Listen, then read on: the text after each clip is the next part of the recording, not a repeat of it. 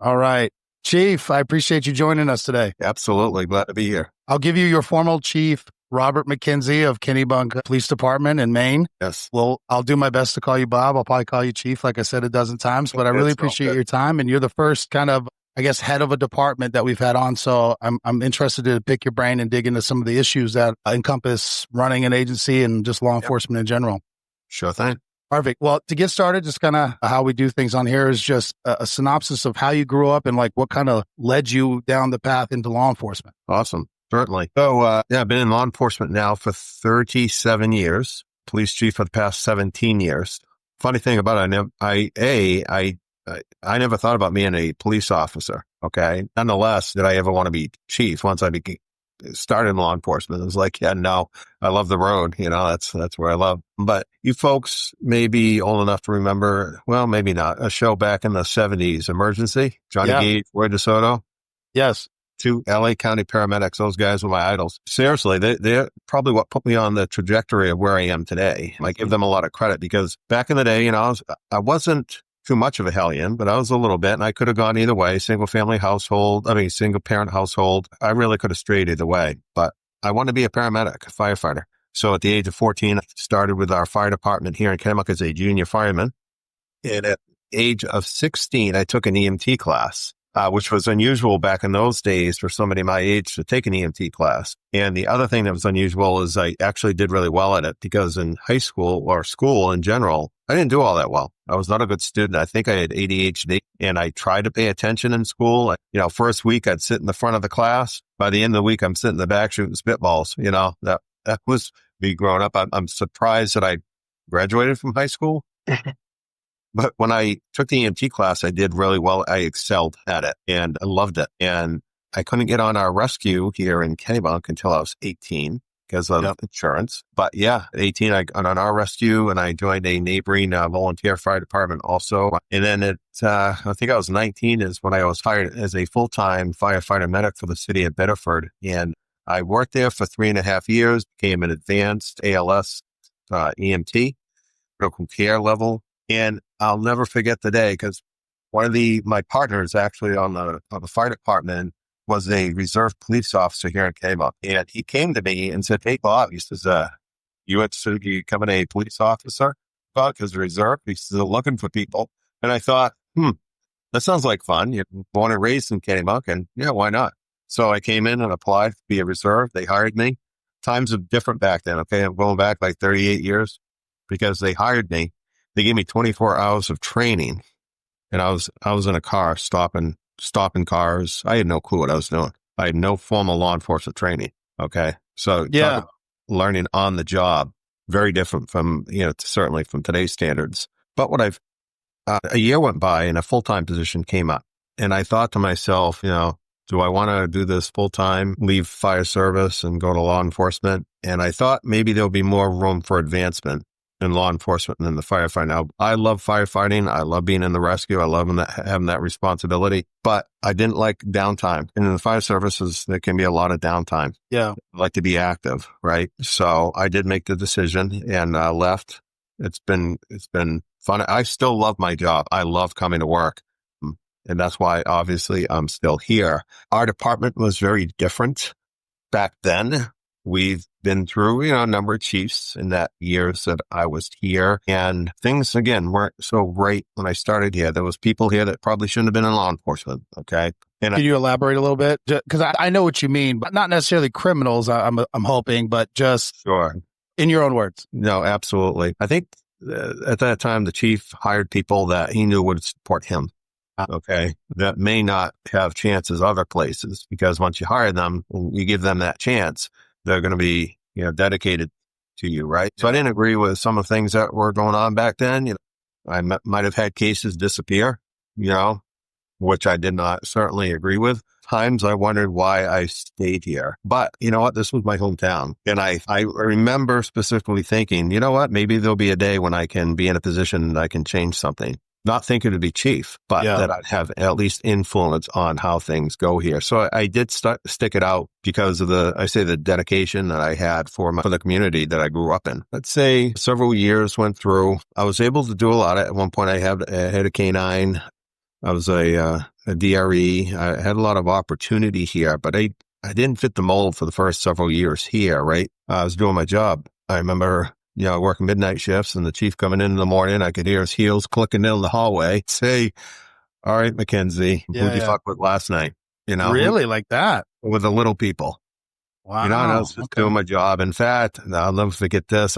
We had an arrest warrant issued for this local woman in town. I got the warrant. I went to her house. I knew this woman, and she lived in this little trailer, and I go up and she was there. And I asked her to step outside. There were some other adults there too, but some kids that were there. And so I told her, I said, let's step outside and let me talk to you about it. So I told her what the deal was, let her tell the other adults there that I was going to have to take her back to the station. So I lead her out to the car and placed her in custody, handcuffed her, put her in the back seat, get her back to the station. And I think I ended up had to transport her to the York County jail. And a couple of days later, I was home and I get called at home. They said, you need to come in and see the chief. I'm like, okay. So I got my car, I came down, brought me in his office with the captain. He said, MacKenzie, did you arrest such and such? I said, yeah. He says, what for? I said, it's an arrest warrant. She said, did you handcuff her? I said, yeah. He says, why'd you do that? I'm like, policy? Yeah. He said, MacKenzie, use your fucking head. She's a female. She's not going to hurt you. That ain't true. I'm like, I just said, okay. So I got let out of there by the captain, and the captain told me, he says, you didn't do anything wrong. You keep doing what you're doing. He says, and I'll support you if this ever happens again. Like, wow. Okay. And then as time went on, he had hired another gentleman here who he was very proactive, and he had some of his stuff, I'd say, disappear. And he talked to me about it, and he started taking notes. So he was keeping me kind of abreast what he was doing, and he ended up calling the media. Really? And now our chief was very authoritarian, right? He led by, media came snooping around. And I remember the day it was a day shift, lieutenant called me and says, you need to meet me at this location down there at Beaches. I'm like, okay. So he pulled up beside me. He said, I don't know who did it, but somebody called the media, friend snooping around. He says, the chief is pissed. He says, I wouldn't want to be that person. Okay. Now I kind of knew what was going on. I was confiding in me what he was doing, but I didn't say anything. And so the media kept coming in, asking questions, wanted to see reports, stats, you name it, because the information he was getting that the chief was taking care of his people, right? Mm-hmm. So once again, I was home and I get a call to come in and see the chief. Came down, took me to his office, and he reamed me out. And he says, MacKenzie, if I find out it's you that called the media, your career is fucked. You'll never work again as a law enforcement officer. You're done. You're finished. And how long ago was this? Sorry, earlier, you said 37 years, so a couple years on, or? This was probably in the early 90s. Wow. Okay. I'm sorry. Yeah. That's just wild. I mean, I can see it happening, but that's crazy. Yeah. Oh, yeah. Sorry. I interrupted you. Apologies. So I told him, I said, hey, I had nothing to do with it. And then I left his office. I went upstairs to the town manager, who was his boss. And I told him, I said, that guy just threatened me. I'm not putting up for that. And I said, this is not right. Good. And he says, you have nothing to be concerned about. You let me know if he says anything to you again. I'm like, okay. So I go home. And, I was a little nervous, obviously. And everybody here at the PD was very stressed out. It's not good when you have, media here. I was hurting inside because I knew this was not a good look for our police department. At the same time, I knew something had to be done. We needed to change something. Yeah. So I'm going to fast forward probably 3 days, and I get another call from the PD. You got to come down and see the chief. Here we go. So I come down, and the chief started telling me how he always thought of me as a son, apologized to me, literally started to tear up. I'm like, where is this coming from? This is bizarre. Yeah. Shook my hand.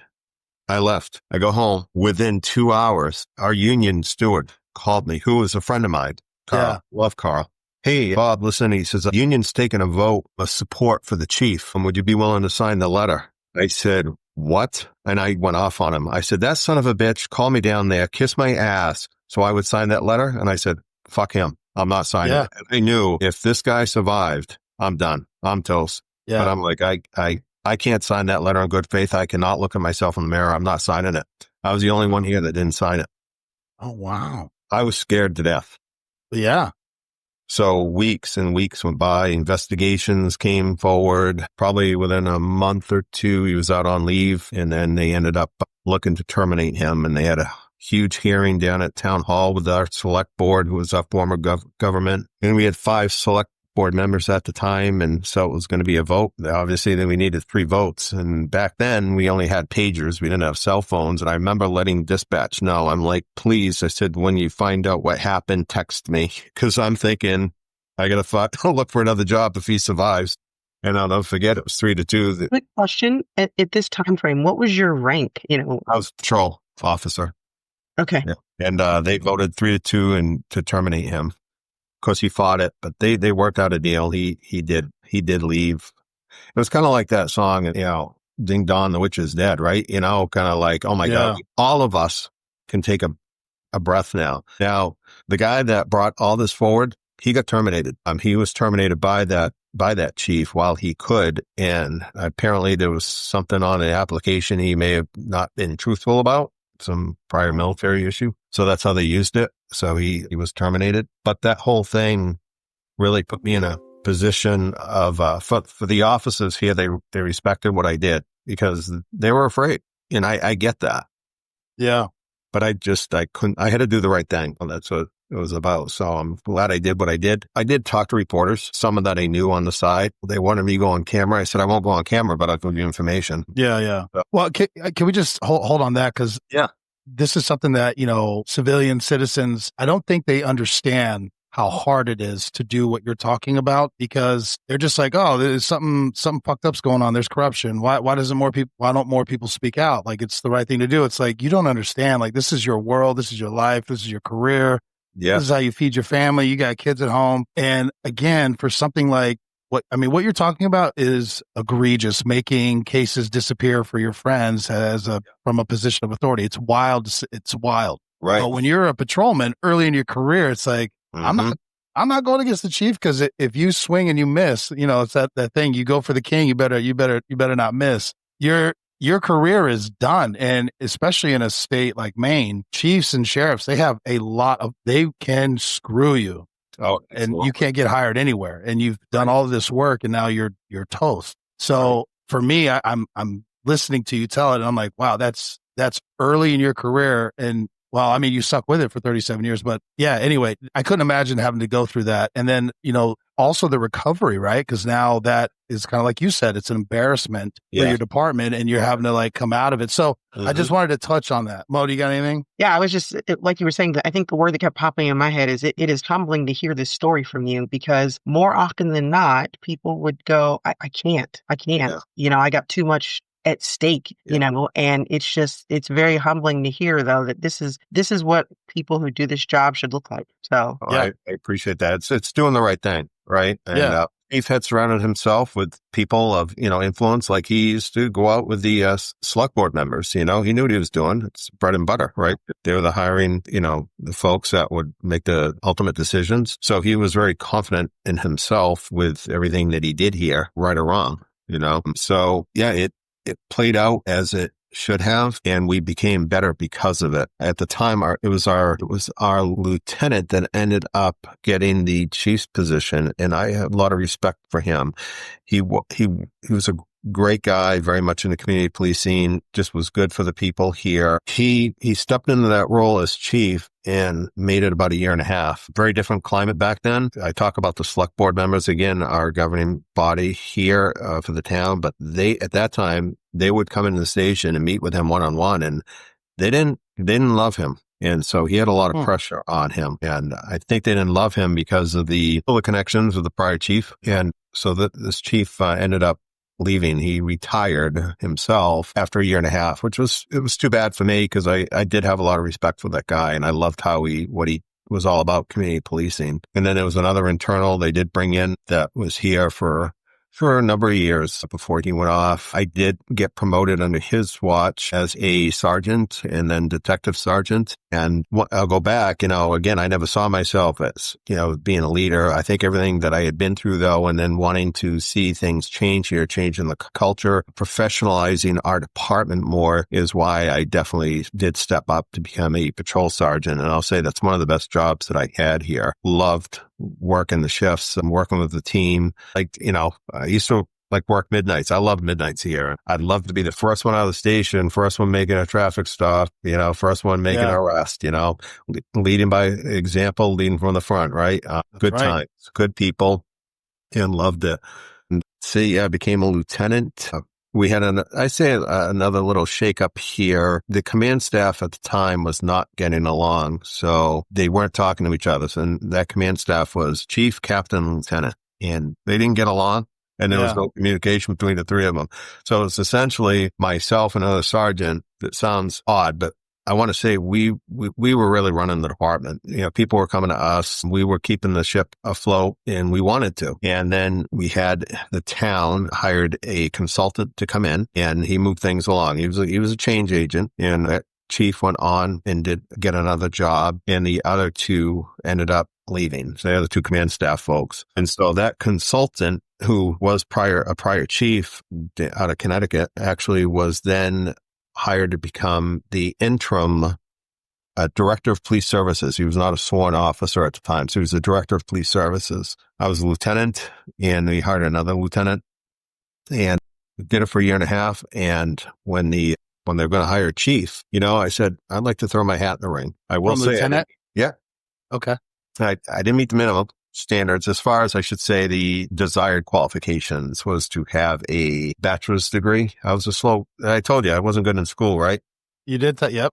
As a patrol you touched on it. I didn't want to dive on that, but go ahead. As a patrol officer, I started thinking I probably want to look towards getting a degree. So I did go to a community college, and I was working my way through. I had enough credits for associates, but I didn't get my associates there. I transferred to start on my 4-year. So I didn't meet the desired qualifications. There was a lot of people, this is a good place that people want to come to. It's a beautiful community. We have our beaches here, it's a lot of interest. So a lot of people apply to be chief. When I threw my hat in the ring, I didn't know if I was going to get an interview. I was the only one from within that applied, and they did give me an interview. And I'd be honest with you, I thought it was a kind of like, we'll give you an interview for the experience, right? Just do you a favor. Yeah, I got you. Right. That's how I felt. But I remember the admin for the town manager called me and said, they're setting up the interviews because I'm an internal. I had my pick of time slots. What did I want for a time slot over 2 days? And I said, you know what? Give me the last interview. I want the last.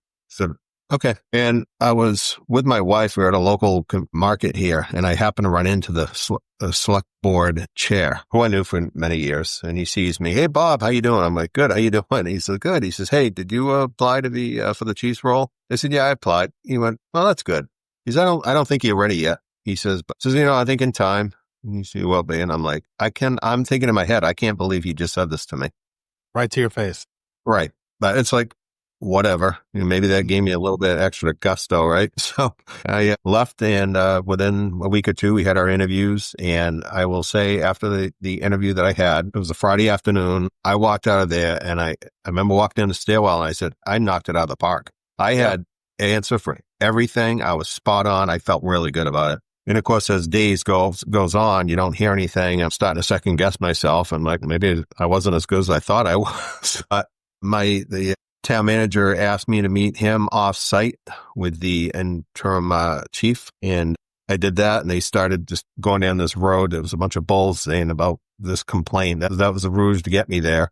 Yeah. But then they said, no, you're really here because we want to offer you the job. I was blown away. Awesome. What was cool is I knew there was a sitting chief out of California. It was a department similar size as ours, but it was very affluent. And he came out. They paid for him to come out here. They set him up at an inn, and then he did his homework. He was out talking to business members. He met with the union. He did all the right things. Yeah. And of course, this word got back to me, and I was like, oh, all right. I'm whatever.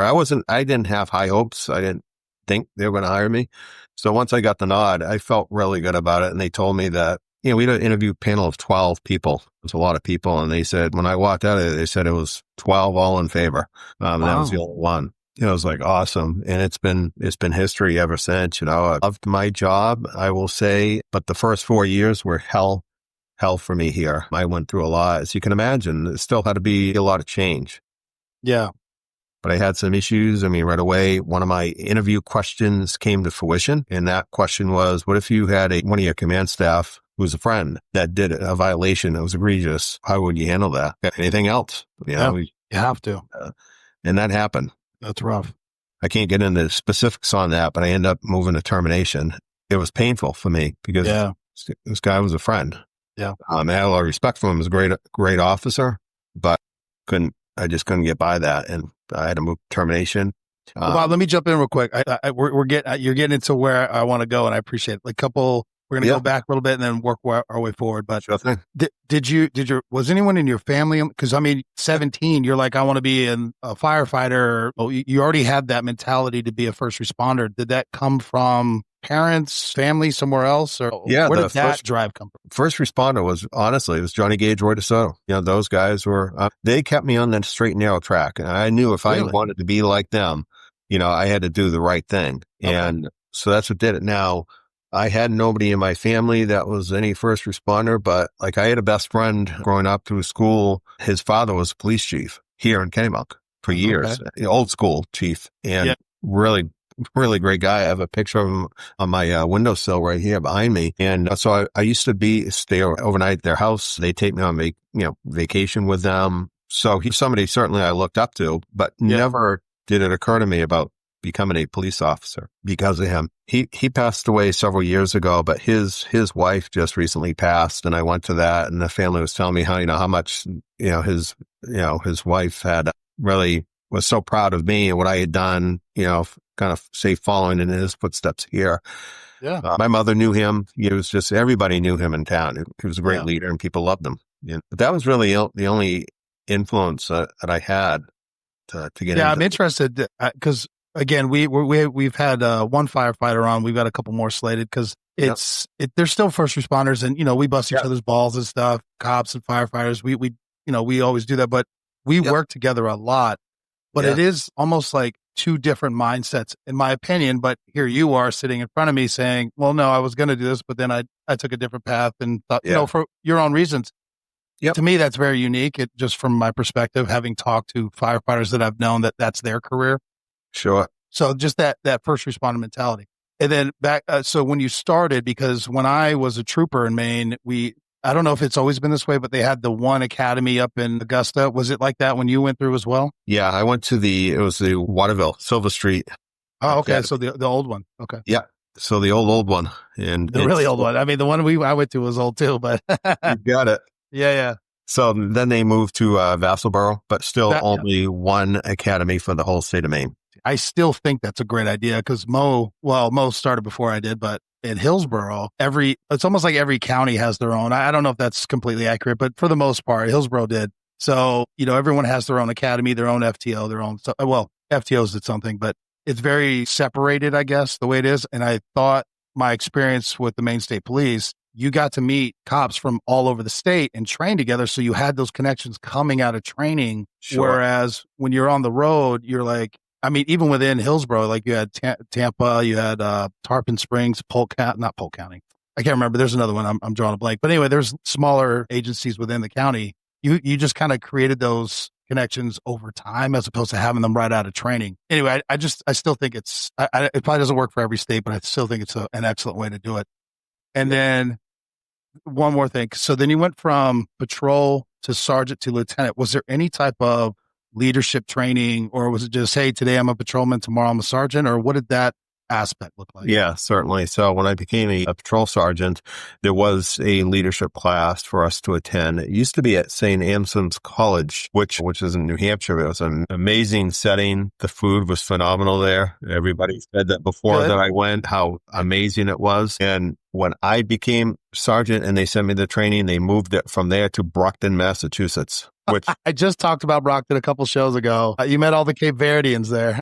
the first day of class, and when we have the command staff from Brockton PD there telling us, a room full of cops, the supervisors, saying, when you leave here, probably not good to be walking on the streets after dark. Correct. And I saw why, because I had then drive to my hotel room, and there was like gangbangers on the corners. Right? It's like, oh, God, it's a different world down there, right?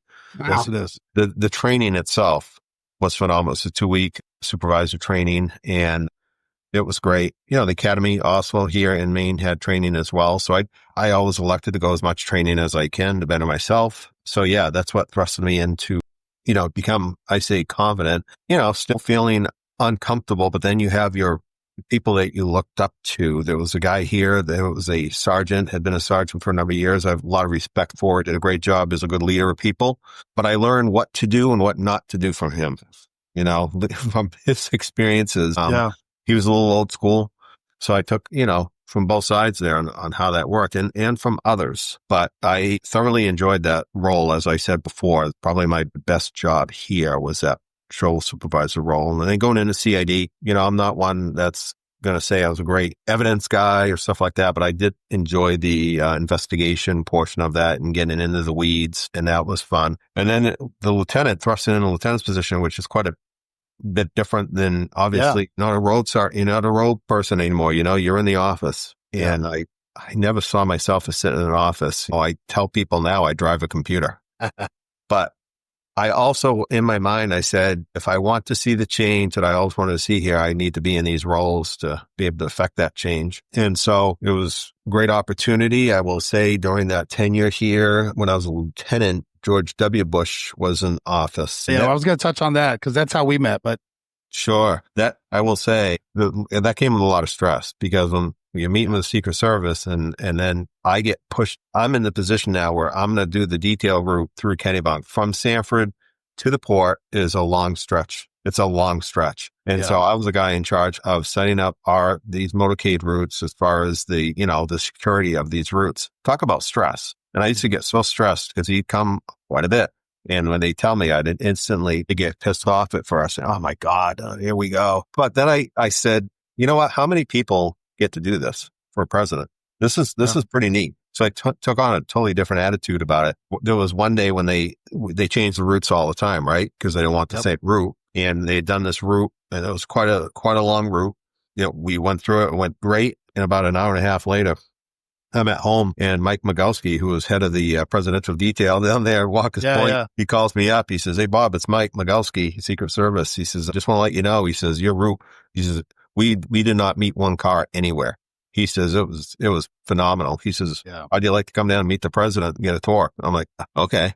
Absolutely. They brought me down, got to meet the president, family, or Walker's Point, pictures and all that stuff. That was really, really cool. Even on H.W. Bush, I was a patrol officer at the time when he was in office, and seeing what I saw, I got to be there when Putin was coming in, in the helicopter landing in Kennebunk Port and setting up, part of that detail. The people seeing it, working with all the Secret Service agents, working at the checkpoints, it was amazing, experiences that I'll just never forget. And again, I say, how many departments get to do something like this, be involved in that. So really just so you understand, Kitty, and actually, Bob, I'm sorry. How many residents year long? Because I know it swells in the summertime, but how many residents are in Kennebunk Port? So Kennebunk Port, 2 separate municipalities. Kennebunk Port has about 4,000 year-round residents. Kennebunk has 12,000 year-round residents, but in the summertime, we swell. I've heard 40,000, 50,000. There's a lot of people here. The people are coming in from away from vacation, right? It's a great vacation destination spot for people to come. So what comes with that is not a lot of crime, but it's just a lot of cars, people. I will say COVID kind of took care of the issues that we used to have with some of the local establishments around here, because come 1 o'clock, everybody's leaving those establishments, and that's when we have issues. They close early now. Maybe that's a national thing. Because of COVID, I guess what they saw was they don't need to put up with the headaches, and so they do close pretty early. But it's just a lot of people around, but it's for the most part good people. In, of course, our department, we have 27 full-time officers. We only hire non-sworn community service officers for the summertime. That's essentially what they do, is work at our beaches, parking tickets, information, and we only hire, half a dozen of those folks to help supplement us. So does it get busier for us in the summer? Absolutely. Come Labor Day, we're like, oh, thank God. But we always like to see it come. So it's a change. No, absolutely. Yeah, it changes it up. But imagine that, Mo. So, I obviously joined the Secret Service when Trump was elected. So after both Bushes, clearly. But imagine this town, small town, well, relatively small town.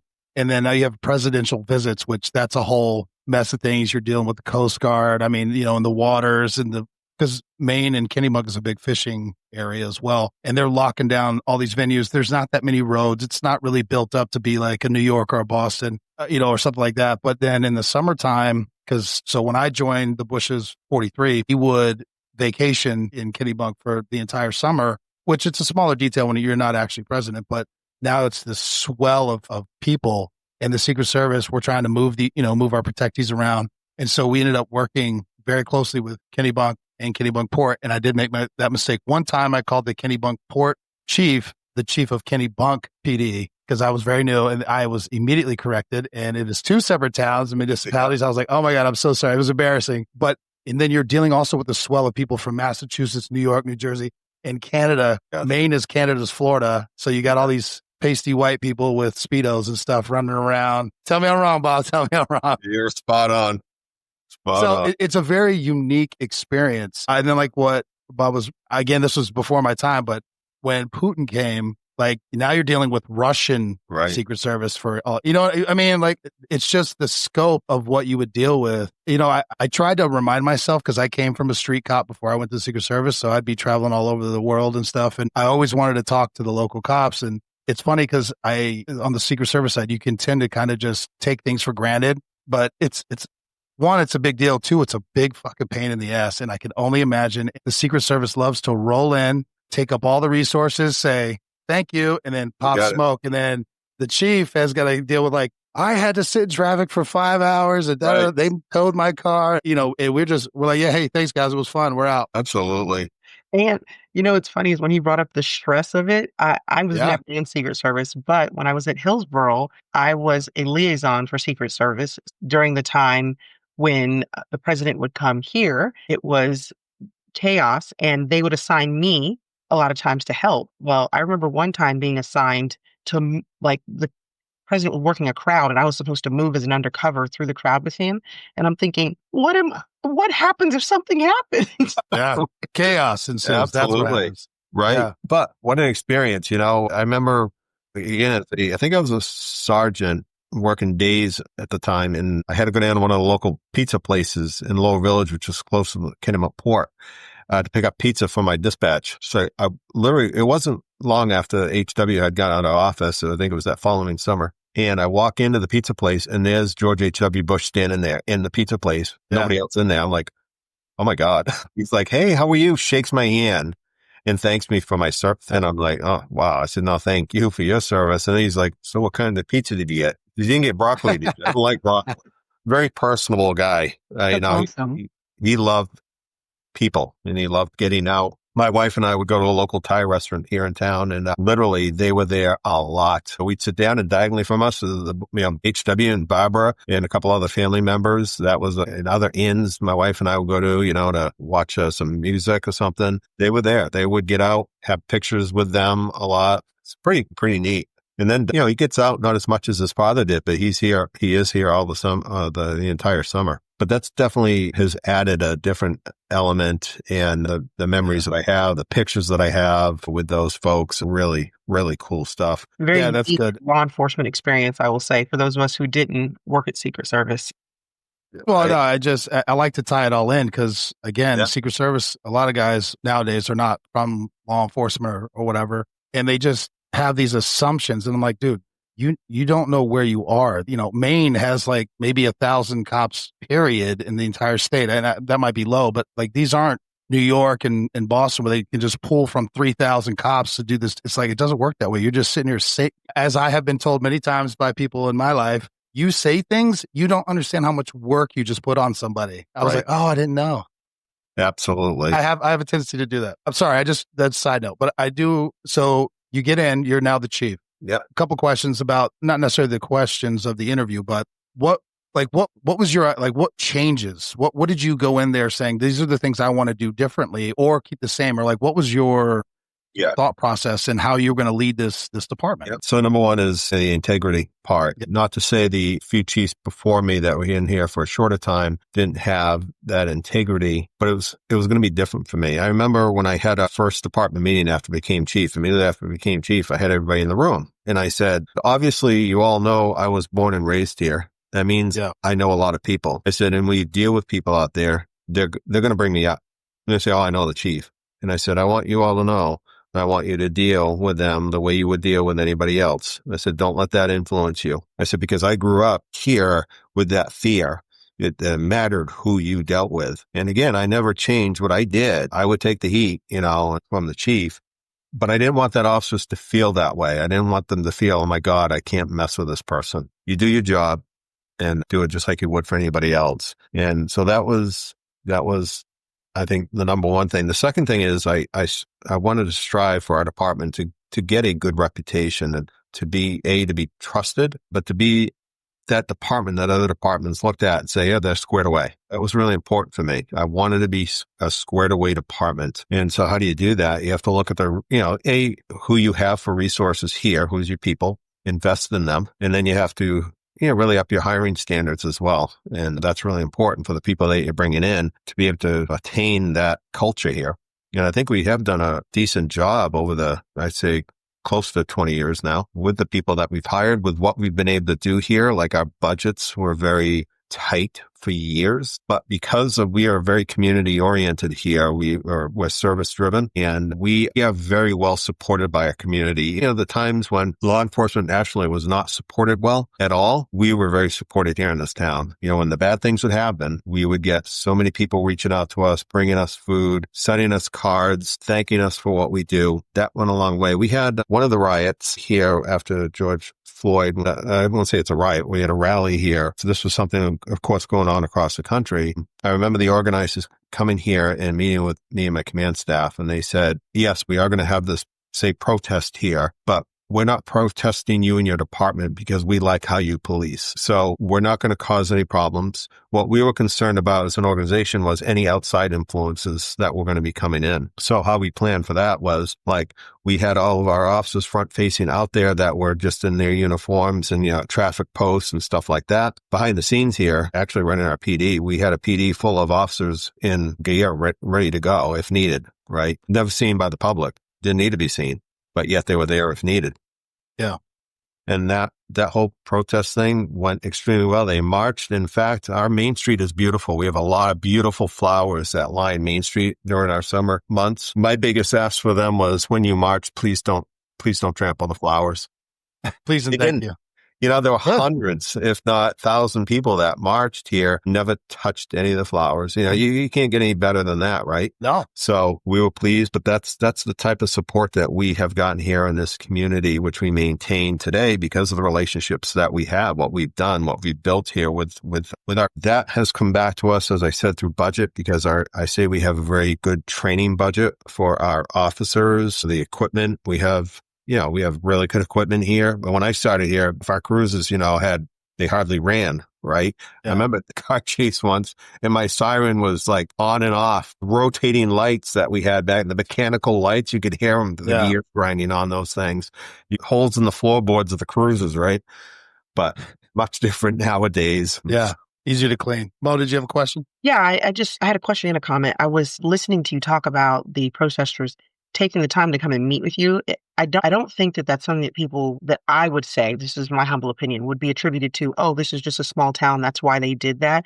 I feel like it's because of the reputation that you had begun to build at that point, that they would want to have that time to sit down and talk to you and explain what their stance was, and then make sure you understood it. It's not about you. Volumes, in my opinion. I just think, especially from where you said that the agency kind of had a bit of a black eye, to see it have that kind of traction to move that way, that's commendable to you for sure. I appreciate that. But I also say, it's the culture that's been built here, right? With all our officers, they are They're warm and friendly. At the same time, they're prepared to turn on a dime if need be. But that's what I like. That's what I like to have. I like to have that image, but yet they can turn when and if they need to.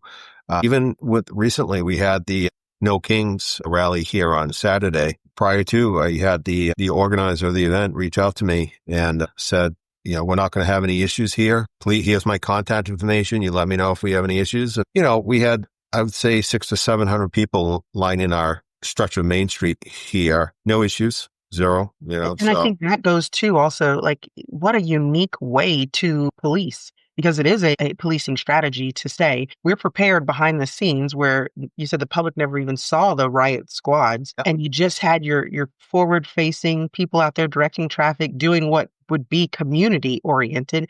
That's just a really unique perspective to take on a situation like that. I think often law enforcement and law enforcement leaders want to meet force with force. Yes. And they're like, let's out there, let's have that show of force. And sometimes that's not always the best way to tackle it. That's true. Absolutely. I was here for the ACT UP issues that were going around across the country when HW was in office, and we were advised that ACT UP was going to be coming and that we need to be prepared, that they were going to be, back then, we didn't have body-worn cameras or anything like that, but they said they're going to be videotaping us, they're going to be spitting on us, they're going to throw fake blood at us, yada, yada, yada. And yeah, we had state police down here, we had mutual aid from everywhere, and there was many of us in riot gear. We didn't have, I think there was a couple of arrests in Kennebunk Port, but nothing here. And for the most part, it really was pretty good with a lot of, they're busting people in here from all over. But that one certainly, I think, as well as it could have. But I agree, when you can build those relationships with the people that they don't want to cause problems, and we certainly don't want problems. We want to work with them for the best solution. That's worked very well for us. No, absolutely. Knowing your community and your community trusting you. So yes. That kind of leads into my question that I have for you, because you indicated growing up there, a lot of people on the civilian side of the world, and you also obviously moved through the department. So you knew all the individuals that were working under you. How difficult was that to maneuver that movement from being the patrol deputy to now being the chief of police? And you probably got people you used to, we call it 56 in, but meet up with and shop with. Yep, right. And now you're supervising them. Yeah, no, I think honestly what helped me a lot was the credibility that I was given when I stood up for my values, right? I think that gained me a lot of respect from our folks. As time went on, obviously we had a lot of transition here with people leaving, and that just seemed to continue through, though. I think the style that I lead, you hear about the open door policy, right? I mean, my door is literally always open. I absolutely love to speak with our officers here, and I want to hear from them. I want to hear ideas, because I've said this all along. Just because I've been in law enforcement as long as I have, just because I've been chief for 17 years, doesn't mean I have all the answers. I don't. I certainly don't. And I want to hear from others, because I felt as a young officer, I had good ideas, but who would listen to me back then? I want to hear. And so I think that really does help a lot. And especially in today's world with getting officers, right? It's difficult nationally to get officers. It's very different. When I applied here, again, think about it, Maine, small community. When I applied for that full-time position, we did have 100 other applicants just for that one position. Now we put a job posting out. You're lucky if you get 1 or 2 applications a month, and most of them are not, they're no experience, not great candidates, right? So yeah, it's important now I think to hear what the people that you have hired have to say, and try to make it so they feel included, involved, and heard here. Because the type of policing, the way it used to be here as a chief, you did what I say. Be lucky you have a job. Those days are long gone. Yeah, very true. Sir, I have a few questions. I just kind of want to rapid fire. I want to be respectful of your time. Hopefully you got a few more minutes, because you brought it up a couple times, but I'll do one and then we'll go on to the next one.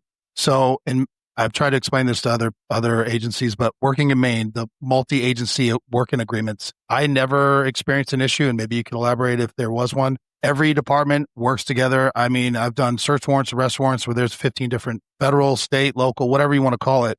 I never had an issue. I know that that's not true in a lot of other states, and like Massachusetts is a big one. Connecticut is another one, few others, but they don't like working together in other areas. What do you think is different about Maine? And maybe if you know of, hey, there's a couple departments that are not fun to work with, that's fine. But just in general, I've never seen an issue. Do you agree? And why would that be? Absolutely. I will say even here in Maine, I have had problems with, I won't say problems.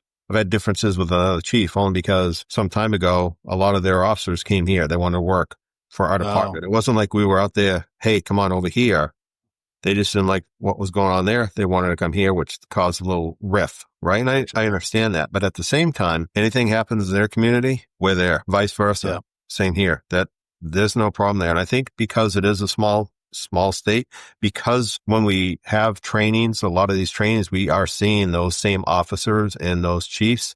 We have our chiefs meetings. We still work together. In fact, we are just building a county-wide team right now. I know Kevin Rooney was on your podcast not too long ago. He's one of those officers from our department that's going to be on that team. And that team is made up of many different departments throughout York County that, if we have pre-planned events or concerns that are coming up, this team is activated. So it's kind of like almost like a SWAT team, but this could be for anything. You have intersection takeovers. We've had some of that. If we get intelligence prior to, we can start that team and have them working. Great interagency, working together with the different agencies, building those relationships. And that's what I look where we need to be now. We need to work better together with other departments because of the problems that we have with recruitment and retention. Most of our agencies here in Maine are short staffed like they are across the country. We are still asked to do more and more. We need to think outside the box and come up with ideas. And this is one of those ideas where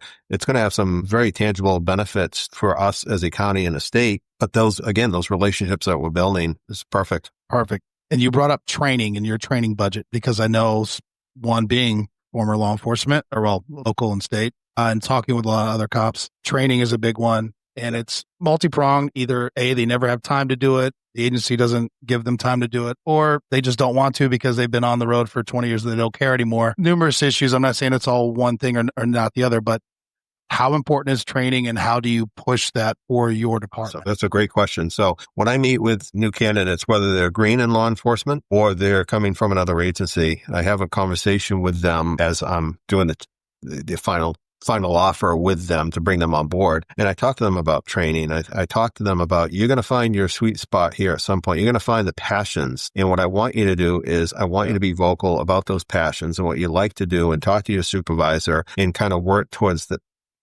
those, and we will support you as long as it fits in somehow to our agency's needs and that it's attainable. Rooney, he's a great canine handler, right? That's a lot of training. That's continual training. I very much believe in that program. I want to see it succeed. I want him to succeed. I want our dog to have, and Kevin to have a great reputation, which he certainly has. Crash recon. That's not easy. That's not an easy school to go to. And we have an officer that does it. She is phenomenal at it. That's her sweet spot. After law enforcement, there's going to be a career for her, but that's what drives her. It's important for me to drive those officers into those positions they want to be because it's better. It's better for them. They feel supported, gives them a reason to want to stay here, but it also benefits our department, our community, and our state. No, absolutely. Just on that same thread, because that's something that I experienced. You develop these passions, you figure out what you either love traffic or you hate it or you like going after Burke, whatever it is. And speaking of one of your detectives, Steve Borst, who I always thought I was a really good investigator until I talked to him. And I'm like, God, I still have a lot to learn. I don't know anything.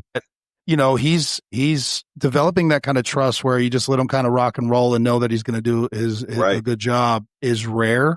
Mm-hmm. He gives you all the credit, by the way. Every time I talk to him, he's like, if I didn't have Bob as my chief, then he goes, I wouldn't be able to do half the cases I'm doing. But being able to identify that. And then I guess my question to you is, if you need to justify, how do you justify that where he's doing like a global takedown, but it did impact the community, but how do you recognize that and support it? Yeah. So the examples that I have, like with what he's affiliated with, the investigations that he has done is not only giving him the training, but the connections. Yeah. Like we've had some recent fraud cases that have been national and one is international, right? Yeah. That Steve was part of putting that case together and seeing it through to fruition to an arrest, right? And when we talk about somebody from Romania getting arrested And we can put that out in a press release. Now that did affect us directly here because we did have a loss here, but that's huge. That goes a long way again for the officer, for our community, and for our department and reputation as well. So no, that's awesome. And Mo, I'm going to bring this up, but and I don't,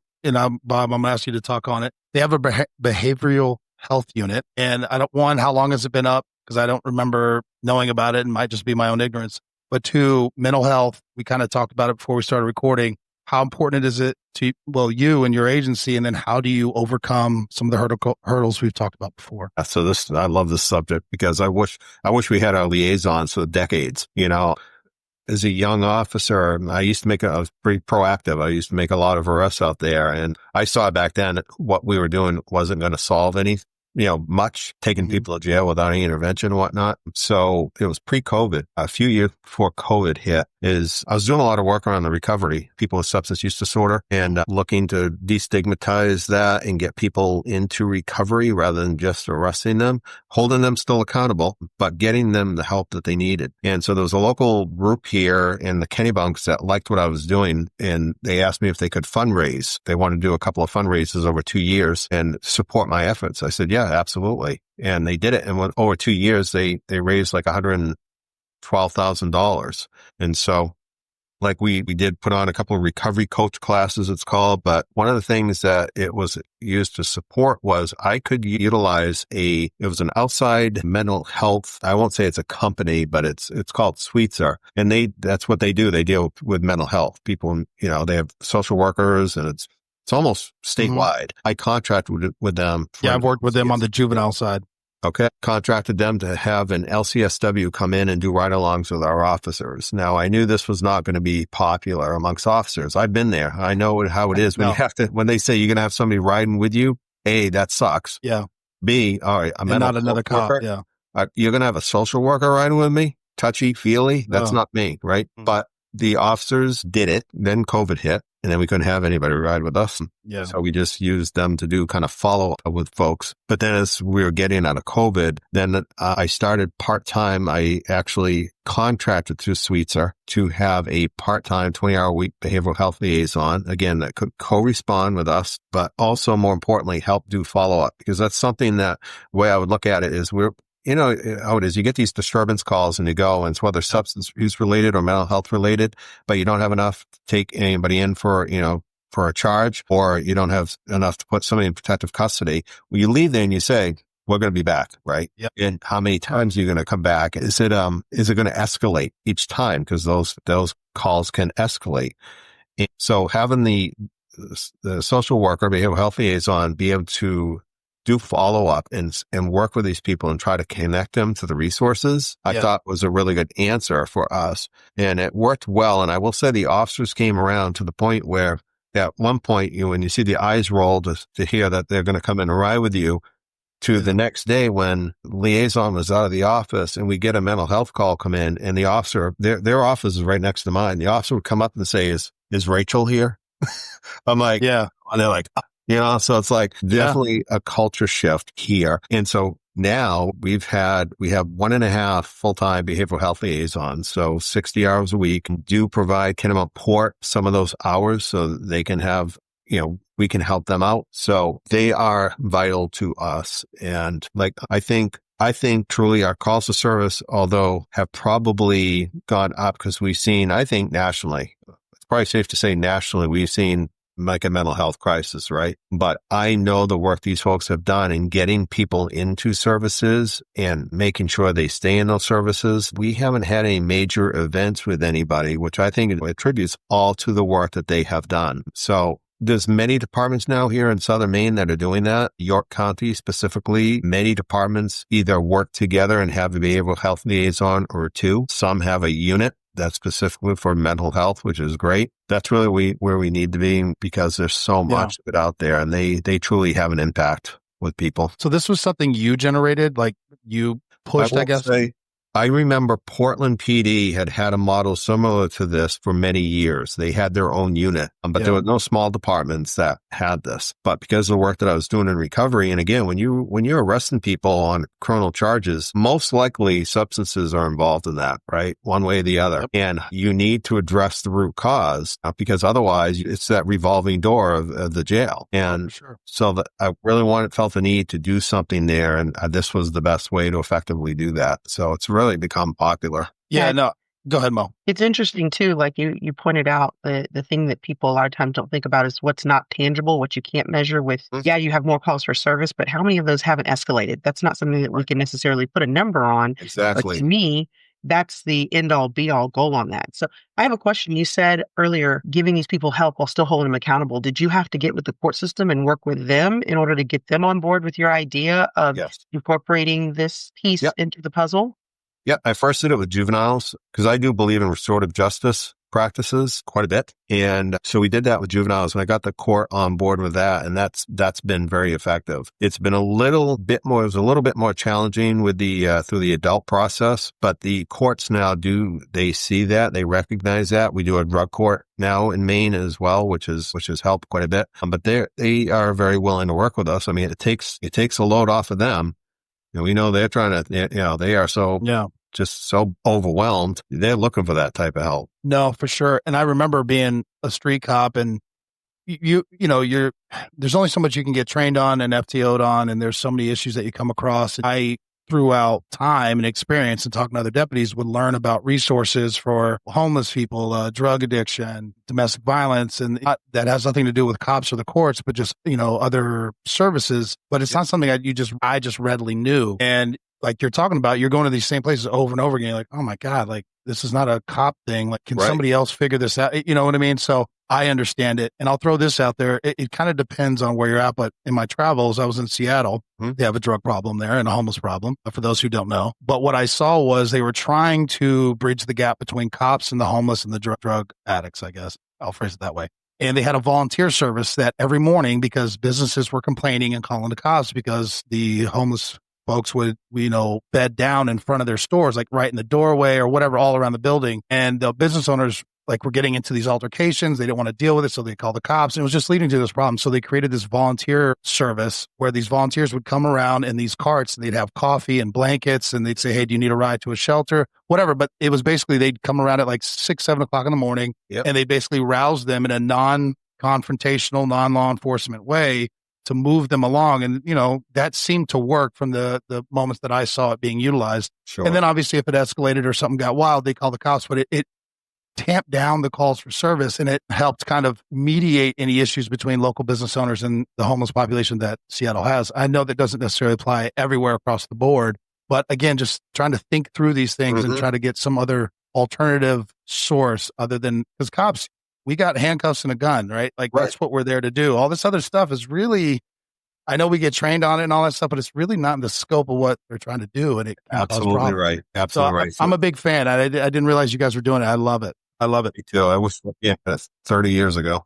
As with most things, a little behind the times sometimes, but there's only so much we could do. A couple other things, just because you're in a unique position and answer it. I don't know how to frame the question, but you brought up the select committee. Because so I've never worked for a municipality. I've only been a sheriff deputy and a state trooper. So it's a different structure, especially for chiefs. And I've obviously never been a supervisor. What type of relationship how would you describe that relationship and how do you give and take on running a police department and working with local community leaders? I try not to make it very political and I don't necessarily think law enforcement should matter that way, but Understood. What is that relationship like and how does it impact each other? Yeah. How do you both impact each other? Sure thing. So like I said, it's changed a lot from when I first started here. It's very different. Yeah. The way it's supposed to work is my boss is our town manager, and then his bosses are our select boards, which now is a select board of 7 who are elected officials from our community. And so my boss, Brian, he's the buffer. Now, when they have issues related to police, or to go through him that then get to me and I funnel back to him and he sends it out to them. But at the same time, certainly we do work with those folks. Like we have our Citizens Police Academy that we hold here. We always offer a spot for any of the select board members, so they have an opportunity to see what we are dealing with, what we have, and what our needs are. Yeah. We did our 5-year strategic plan the end of last year. I did a presentation at our select board meeting, so they all had an opportunity to see what our 5-year plan is, our strategic plan, what our wants and needs and are for our department and the community. So having that relationship is vital. Having them informed is very vital, because as you know, when you're in these offices and you have the decision maker and you hold basically the checkbook, right? If you're not informed with what your police department is, where it's at and what it needs, you're making these decisions that are going to impact that department. So I think it's very vital for departments to include, obviously, these folks so they understand, have that true meaning of what we're dealing with. So when we're up there at budget time asking for money, and this is why they have a better understanding why that is. So it's very vital. No, that's excellent. Because I know I've had these conversations. One thing about being in the Secret Service is you get to hear behind the scenes, the political stuff. Yes. Again, there's a lot more to running a city or a town or whatever that goes beyond law enforcement and the services that they require, the equipment they need, the money they need. But it's like, you got to understand, and this is things that I've heard, law enforcement, we're there to protect the business owners because they drive business. We're there to protect the residents who live there day in and day out. And we're there to protect the tourists who will help generate some of those revenue dollars. And it all kind of goes in. But I think a lot of times that gets lost. They're like, why do you need this? Why do you need another, whatever, $100,000 to buy cars? Or why do you need this new body? Whatever it is. And you're like, we're trying to do our job in the best way possible. If you start taking these things away. But I also see what it's like when that trust is not there between those elected officials and the chief of police.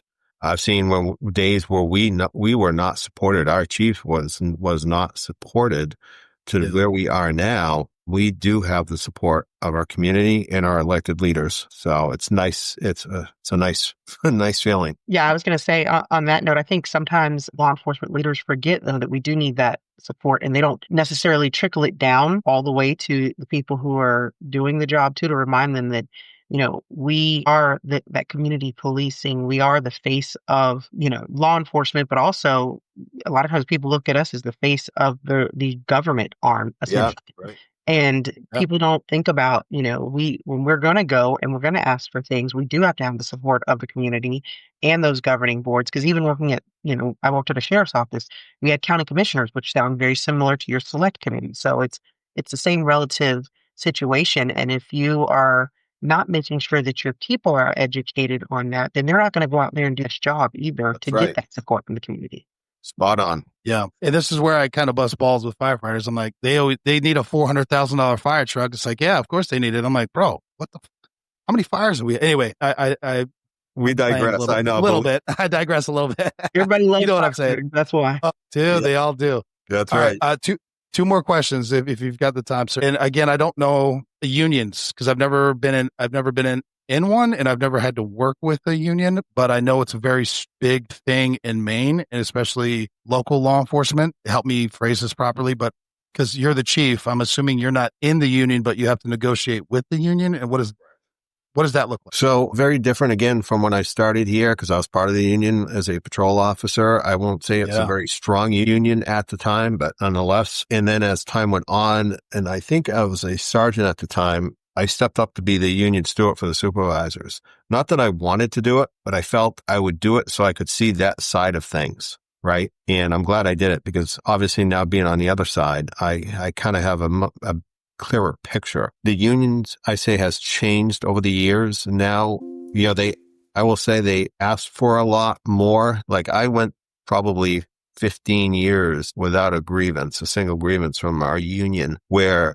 the last couple of years, I've had a few grievances, and what I would say were not big grievances, but I think it's just a sign of the times with where we are with people. They want, they have these expectations, and they will pick the contract. They're going to pick it apart where years gone by, it was kind of give and take. We give each other some room, more wiggle room now, and that's not so much there anymore. At the same time, I see legitimacy of where they're coming from as well. I sometimes will come out on the side, we truly support, this grievance. Let's come up with a remedy for it. And there'll be one or two more that I haven't totally agreed with, and it goes beyond me to my boss. It's been interesting seeing a shift, I think, in the change for the union. It makes me probably be a little bit more detailed now when I do things, right? I have to think, could I get a grievance out of this? Got it. So it isn't like we have a lot of grievances. Believe me, we don't. But there's probably been it's probably been a handful of them in the last couple of years where I just never would get any beforehand. Got it. And then my last question, Mo, if you have any, but body cameras, because I started and it sounds like so did you, obviously.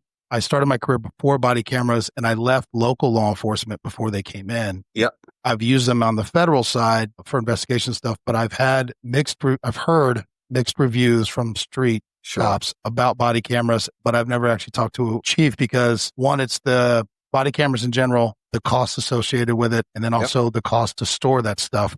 Yes. Your overall opinion on body cameras in law enforcement. So I think I was a patrol officer when we first got our dash cameras, right? Yep. And I remember how that felt, as an officer in getting dash cameras. But yeah, I did look at it as a tool that if you're out there doing the right thing, there's no reason to be concerned with anything. Yeah. And so I really liked having them. And there were times when I say that dash camera would save me, and when the body cameras, I'm not going to say we're the first department in Maine to have them, but we're at the top. I really do believe in the body worn cameras because it's going to help officers much more than it's going to hurt officers. And I say again, if you're not doing anything out there you shouldn't be doing, right? There's no reason to be concerned about it. But yeah, we've had one issue where we hadn't had the body cameras all that long. We mutual aid to next town over where they have what was considered a biker bar, and our officers were there before the sheriff's department, and we had to go hands on and take the guy down and effect the arrest of him. And he filed notice of claim to us because he hurt his knee when he went down. Uh-huh.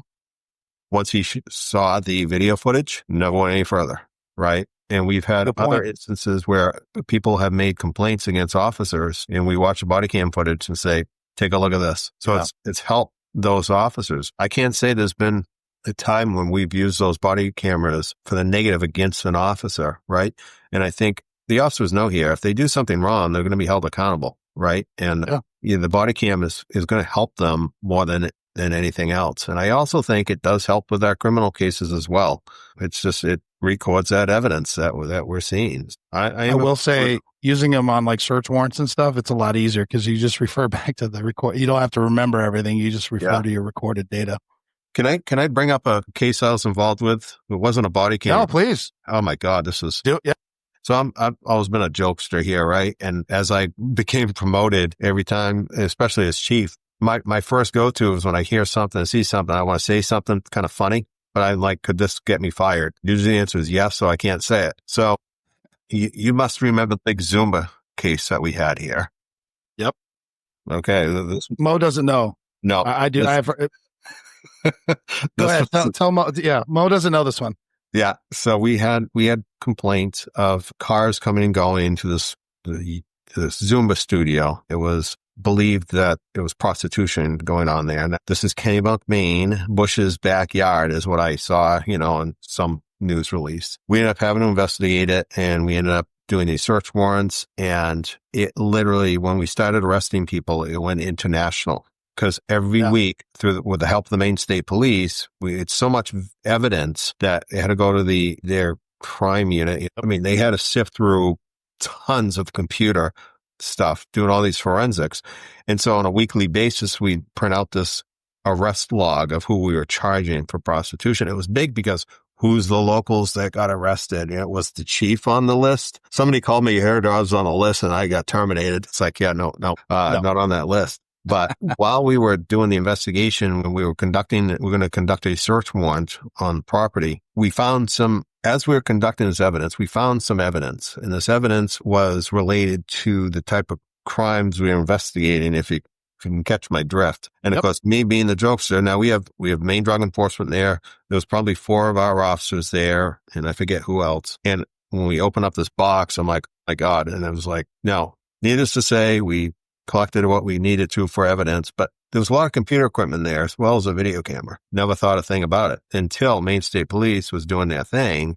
And they let us know that while we were conducting our search warrant, we were being recorded to the guy that would, I don't know if you want to call him a pimp, but in the mid-coast, he had all this recorded. He had all this information. And of course, he got this high-profile attorney here in Maine. His name was Dan Lilly, since deceased. But this guy was, he's going to make anything public. And when I find out that they had all this recording, I'm like, what did I say? What did I do? I'm like, I'm ready to turn my badge in. I'm like, because I'm a joke. No.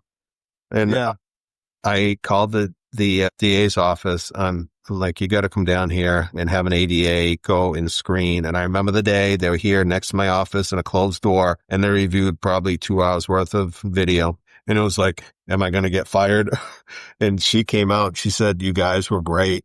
I was like, what? You guys were so professional. I'm like, oh my God. Cause I'm thinking, what did I forget? Because I know I did something stupid, and this is going to be all open news. In fact, when the story broke, I was in Arizona. My wife had an office out there, and I went in and rode with the guys from in Arizona. And then I picked my wife up for dinner, and we went to dinner. I knew the news was breaking that night. And so I still had my Kennebunk Police Department shirt on like this, and at this restaurant, and the waiter came over and said, can I get you guys a drink? And he does a double take at he went, are you with Kennebunk Police? I said, I am. He said, you guys are all over the news.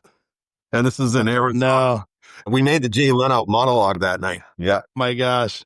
Yeah. So that was big to-dos here. You got to check it out. Just go online, look Zuma Kennebunk, and that's phenomenal. My God. When you had seen it. That's phenomenal on a lot of levels, because to know that your chief has a sense of humor, you're like, okay, I'm not alone. I was surprised I didn't say something stupid or, just a joke. Those things where you have to keep in mind because of today's with your body-worn cameras and how do we relieve stress? We make jokes about it. Right. And we say things that if the general public heard, they'd be disgusted, but they don't understand that's a coping mechanism for us, right? Yep. So that could be the bad side of body cameras. And that's why when you come up to a scene, our officers do it. I know officers do it. You come up to a scene and I get called out in the middle of the night and they'll say, camera. Yep. It's like, oh yeah. Let them know. Yeah. Exactly right. They'll say anything. Well, you said you had CNN parked out front, and I just was talking to Michelle Kepford. She took over principal for Stoneman Douglas the year after the shooting happened down there in Parkland. And now she's doing press conferences that are nationwide and probably really worldwide because it was such a target incident or a highly visible incident. Assuming, and maybe incorrectly, did you have training in public speaking or press conferences? Because now here you are the chief. You've got to give them. Yeah, absolutely. And that was part of the supervision class that I'd been to. They actually put you in front of a camera, and then they had people from the media there that would ask you questions just like it was role playing, right? But I would say that was very valuable. But what I have found for me as a leader, somebody that there's a good chance you're going to have to go in front of the media at some point, right? Is the more exposure you can have to the media, the better you are. And there's a number of reasons behind that. Number one, you do build relationships with your folks, right? But more importantly is you get more comfortable. The more you do it, the more you are. Like I'm a fan of using the media to my advantage because they want to hear from you right when the shit hits the fan. Yeah. But I use them when we're doing the good stuff out here. I want to get that good exposure. And so I will call them up and say, hey, this is what we're doing. Like probably 2 months ago, myself and a guy from the Maine Army National Guard kind of drug unit went up and did a interview right at their station. It was a sit down interview where they asked us questions about this prevention program that we're doing now. And what was funny is the reporter that was doing it had me meet the general manager of the news station. And when I met them, I was talking, this was before the interview, they said, my God, have you been on camera before? I said, yeah. They said, you're very calm. Because usually people are really stressed out and nervous. I'm like, yeah, I've done it a few times. I think that is so beneficial for law enforcement leaders to do because a lot of times we don't want to talk to the media because you know what? It is unnerving, right? Yes. The more exposure you get to it, the better you are. You understand these are just people and you need to control that interview. You have to control what questions you're going to answer and what you're not going to answer and when to shut that interview down. So I had a good PIO at the time. We went through the Zuma guy and he was the one that would directly speak with the media. He did a great job. But since then, certainly I've done a lot, not to the I haven't had, like when we had the Lewiston mass shooting up here. Yeah. We just had a debrief on that from the Maine State Police, and they talked about that. Shannon Moss, who is used to work for a local news station, she's the state's PIO, and she presented on that, talked about that, and how different it is from the local media when you have the national media, and how you really have to control those the national folks, because they're going to be bullies. They're going to get, want that information. So I will say, Secret Service, we have what's called press agents. So you embed with the press because you want to control them.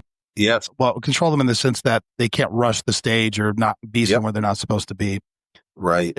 Let me just clarify that before I get in trouble. But I will say, going overseas, I have physically had to grab journalists and stuff because they're trying to bum rush the president or the vice president. You're having to like physically grab them and say, no, you can't just bum rush them because you want to get a close-up shot in their face. It is very different. It's like they just don't understand what's going on. It's wild, but I can only imagine. Mo, I'm sorry, we got a couple minutes left, but I don't want to. No, I mean, super interesting to hear your perspective as a chief, and kind of like I said earlier, to realize the things that you're constantly juggling, but also that you have a human side too. You're making drinks on search warrants just like us as deputies. And it's nice to hear, because I think, in relation to like the body cameras, as a deputy, I didn't have them, but I remember initially I was like, because my first thought was, if I'm out joking on a call, or if I say something or yell at somebody, how is my upper going to handle that? Am I going to get fired? Am I going to get reprimanded? Right. So it's nice to hear that personal side of it. And then, like I said, I'm super impressed with the pulse of the community that you seem to have, and know what your community needs, whether it's the, riot situations or just the everyday, how you to talk about troops is very, very interesting. And I don't think it's something that's limited to the size of your agency. Again, like I said earlier, I think that it's something that could be utilized wherever you were, just a matter of getting out there and taking the time. So thank you for your time. Certainly. Absolutely. Bob, anything you want to leave with? I appreciate you, brother. No, certainly. Thank you. I appreciate this. This is great. So, I'm very fortunate again to have a great team of people here. It's the officers, right, that make up the department. I just get to lead them all, and I'm proud of them and what they do. I like to see what we're doing. I like to be able to have influence on our community, hopefully even outside of that community. It's been a hell of a career. I've told my kids, if I die, know that I'm happy. I feel fulfilled, that I've had a fun career. It's never been a job. Yeah, that's important. Yeah. Awesome. Thank you, guys. Anytime. Bob.